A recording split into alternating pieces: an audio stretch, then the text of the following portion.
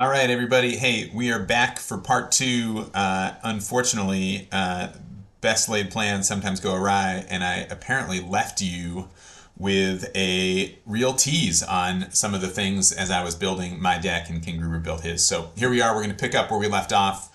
I think I was describing that Benthic was very, very appealing for draft. There's this great ability, obviously, with the opponent claiming the battlefield. You do the 2 damage, which we think is relevant because of the way that the sort of battlefields in the draft kit are pretty useful. But more importantly, Benthic's got his power action removal online for the whole game, and in a format where removal is hard to get, we thought that could be really powerful. But at 12 points, man, it was really hard to build a team with Benthic, and I needed to find another way to get yellow. So we ended up not doing that with old two tubes. The spicier approach would have been, man, I got not one, but 2 copies of You Will Go to the Dagobah system. And then I got Vader the Apprentice. And then I got Darth Zana. And I said, oh man, am I just crazy enough to try and make this work? Ultimately, I even had the upgrade that you'll learn from your master so that Zana could have gotten Vader's ability or vice versa. And I really wanted to try and make that work. I would have sacrificed another color, done a million copies of Noble Effort, but I think I was just sort of one ability short in terms of what I actually drew. So did not go down the pump up Dagobah Apprentices route.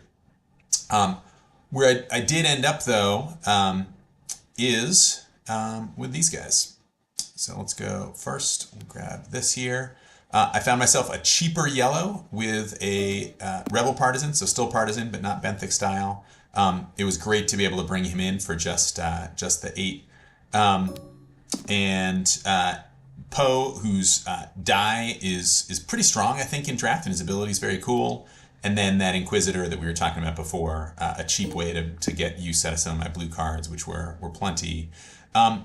And then I brought the one of the kind of kit battlefields that seemed like the right one for me more than the Cantina, and the Hera plot, which is cool, right? Because it turns Poe into a trooper in addition to having a pretty cool ability like a bubble shield where it can soak up some indirect.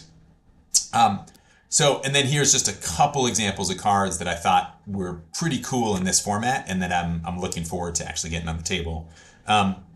So let's see, in order here, Uprising is a card that I think could be pretty cool in draft where, decks aren't efficient. Opponents can be like, all right, I'm done. I'll do my thing, and readying one of their probably not super strong 3-wide characters, probably after they're claimed, to blow up one of their few dice cards feels pretty cool with Uprising. So excited to see whether that assumption plays out. I also said, hey, I now have Poe the Trooper. Let's give him a Medal of Bravery and boost his dice, which I like. If he's a trooper, here's an oldie but a goodie from Faltering Allegiance. You can pay 3 to spot a red trooper. That's now Poe to do 3. Then spot a red leader to get 2 money back. So really, this is a net 3 damage for 1 as long as you have the 3 money to start with, which felt potentially game-breaking if we set it up right. I've also got that Inquisitor, so Unending Hate comes over for some good damage from hand.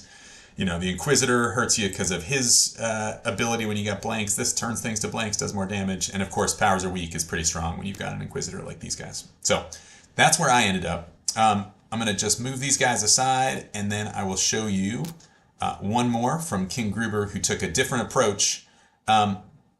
He had, started with an Inquisitor. He didn't draw any blue that was of interest. He did get the ISB agent, and man, we love cheap red plus the 7 health, and it comes with Detect, which, there was a lot of Detect support, especially in Faltering Allegiance.